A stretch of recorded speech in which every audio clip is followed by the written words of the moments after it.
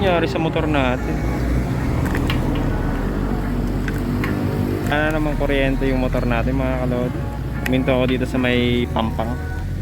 Ginagawa pa yung pampang, di pa tapos. Pero yung motor natin tapos na. Ayaw na niyang magka-power. Walang power, pero pag kinik mo may power siya. Oh. Ayun yung power niya. Ano nangyari dito? Pinatay mo yung makina, boom, hindi mo pa ginagalaw yung susi mo, patay na. Check natin mamaya.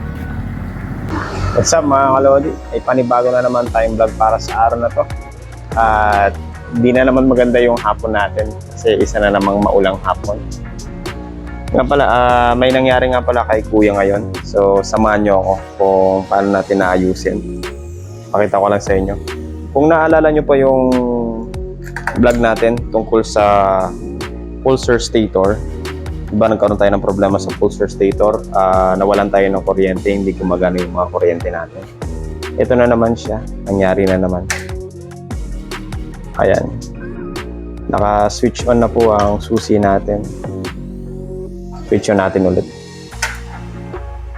Ayan, wala po tayong ilaw na naman.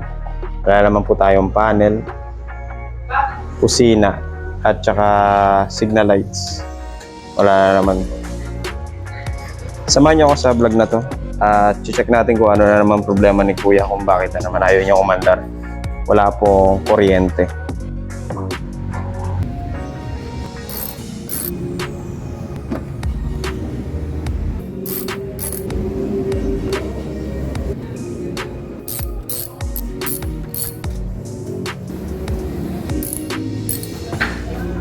Ayan, ito na mga kalodi.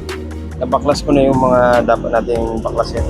Like yung tangke niya, yung side fairings, yung passenger, at saka yung driver seat. Yan. Ngayon, ipapakita ko lang sa inyo kung anong itsura niya sa gabi. Sisindi ko na yung susi. Wala pa rin talaga, no? Try natin yung kick, no? Sigurado, pag kinik ko to, andar to. Makikita nyo mga kalodi, yung ilaw niya nag-flicker. Flicker yung ilaw niya. Hindi pa natin alam kung sa kuryente or sa makina or baka sa pulsar stator na naman niya. Ayun, no? Ngayon pagka bumusina tayo, wala. Oh. Diba? Sabog. Ngayon pag yung pinindi natin yung sarili lights natin, malakas, humihina, lumalakas, humihina. Kung signal lights din natin, halos lahat ng ilaw natin ay no, humihina, lumalakas. Nagbi-blink siya, pero yung pag-blink niya hindi siya totaling malakas. Pag-blink niya sumasabay yung malakas tas mahina. Okay yung panel natin pagka nakasindi. Patay natin yung auxiliary lights. Hindi na nga pala nakikita yung panel pag hindi nakasindi. Ayan. Ngayon, papatayin ko yung makina, no? Patayin natin yung makina. Ayan. Pero naka-switch on po yan. Ayan, no? Wala lang siyang wala talaga siyang power or kuryente. Yan yung problema ko kagabi. Kaya hindi na rin ako nagpagabi pa nung naglalamove tayo. Kasi nga ganyan yung nangyari. Bali, check natin ngayon kung anong problema ba talaga ni kuya. So, unang-una, check natin yung fuse.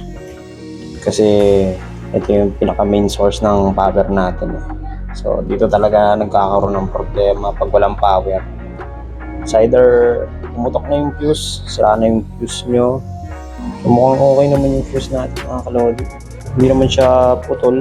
Hindi rin naman sunog yung fuse box natin. Dalawa kasing fuse nito. Fuse ako sa mga ilaw, busina. Ito.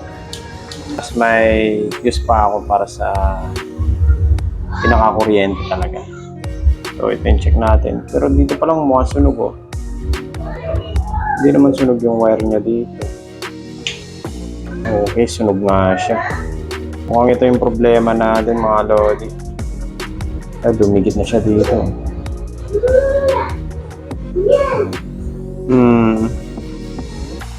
Nasunog yung pinaka-fuse natin, pinaka-main fuse. Putol. Wala na po yung kabila niyang dulo. Linis na po natin siya. Tanggal na yung plastic na nasunog sa kanya. Extra na rin ako. Ayan. Para siyang fluorescent. 20 amperes to. Ngayon, it's the moment of truth. Yun!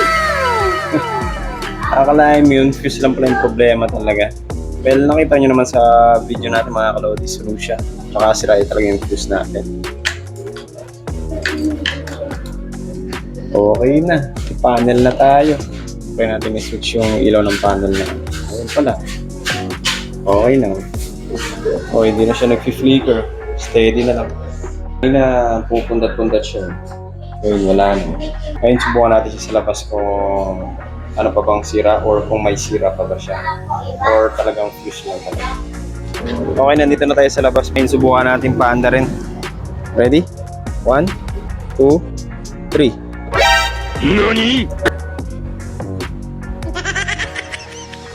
Ayaw ata.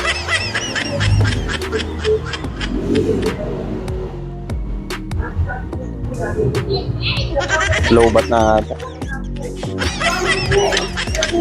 Check na lang natin mga lodi. Mukhang low bat na. Headlight natin.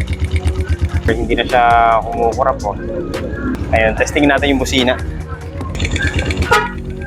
Fuse lang talaga yung problema. Check natin yung signal lights.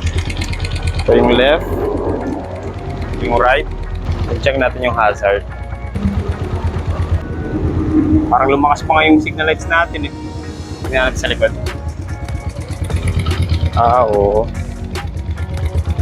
Kanina kung papanoorin nyo talaga na maigi yung unang part ng video natin, makikita nyo talaga yung pinagkaiba niya ngayon sa kanina.